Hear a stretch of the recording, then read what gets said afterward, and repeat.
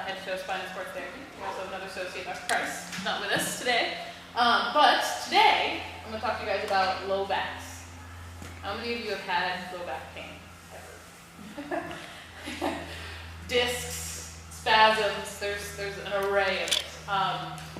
It's probably one of the most common musculoskeletal injuries in our country, and it really zaps our healthcare system because they're very hard to treat, hard to cure, hard to get back into working out afterwards. So, what we're going to talk about today is some preventive things you can do, and I really want to explain why your low back gets pain, why there's injury in the low back, because it's kind of complicated. It's not a simple, oh, this muscle's too tight, this muscle's too loose. It's pretty complicated. So, I'm going to first start out by talking about a word and an idea that I think we've all probably heard, but maybe you don't quite understand exactly what it is, and that's compensation. You compensate, and what that really means. So I think to start understanding this theory, what we need to understand is that our body is comparable to a machine, but at the same time comparable to a group of people working on a project.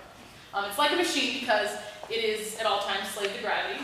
It's controlled by angles and vectors and forces, the way that physics tells us that things are. Things are set up in a particular line to do a particular job, and each piece has its job to do, and when all of those pieces are doing what they're supposed to do together, the machine works. Now, it's like a group of people because it's reactive, it's emotional, it's sensitive, and that we as human beings are adaptable. So, yes, it's like a machine and it's set up that way, but then it's also got this whole nervous system that reacts to what we give it. So, when we look at compensation, something you need to understand is that our body actually has two sets of nervous systems. One's conscious and one's subconscious.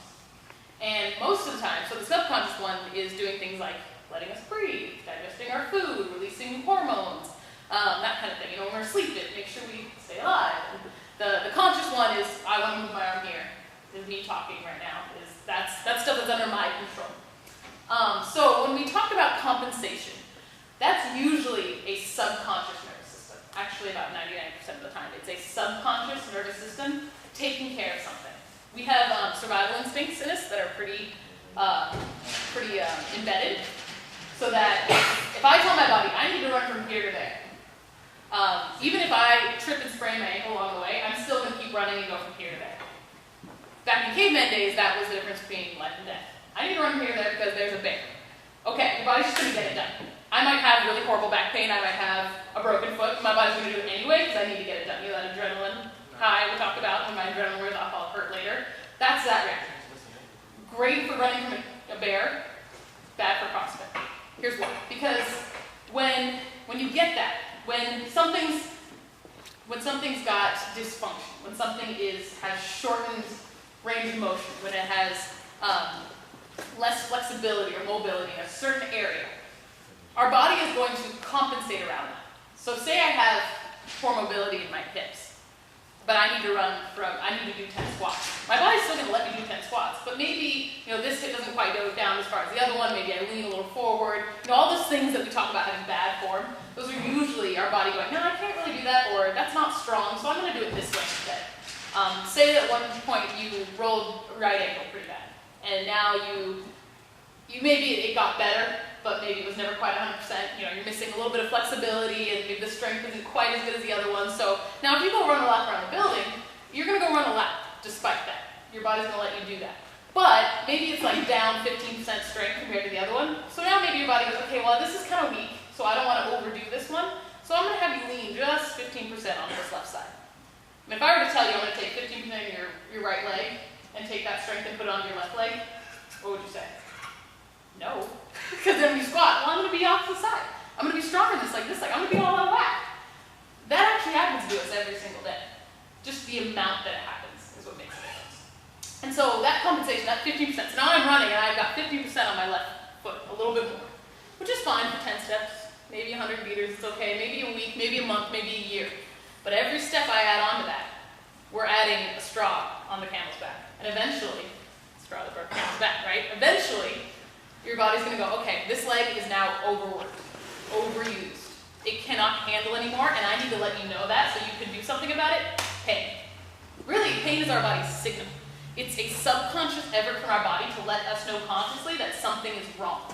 When people talk about going into shock, that's our body going, okay, we can't handle this. I'm not going to let you know that anything's going on. We're just going to ignore that. We're going to pretend nothing's happening. It happens all the time. It's our body's way to preserve. But, again, good for survival, bad for CrossFit. Because now, after maybe 6 months of doing CrossFit with 15% of my left leg, or 15% overuse on my left leg, suddenly, ow, my hip's really hurting. Ow, my knee really hurts. You know, and that's where you tend to get the pain. It's usually not the thing, I would say, especially with low back in particular, most of the time it's not the low back that has an issue. It's something else, and the low back is compensating for it. And we're going to talk about why exactly the low back does that. But does that make sense to everyone? Does anyone have a question about that? It's a really important, I think, concept, because we tend to go, well, you're working on my shoulder, but my elbow is the thing that hurts. Well, yes, but maybe when you're missing something in the shoulder, so that when you go overhead, you do too much motion in your elbow.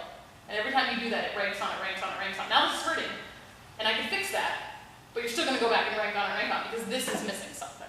Does that make sense?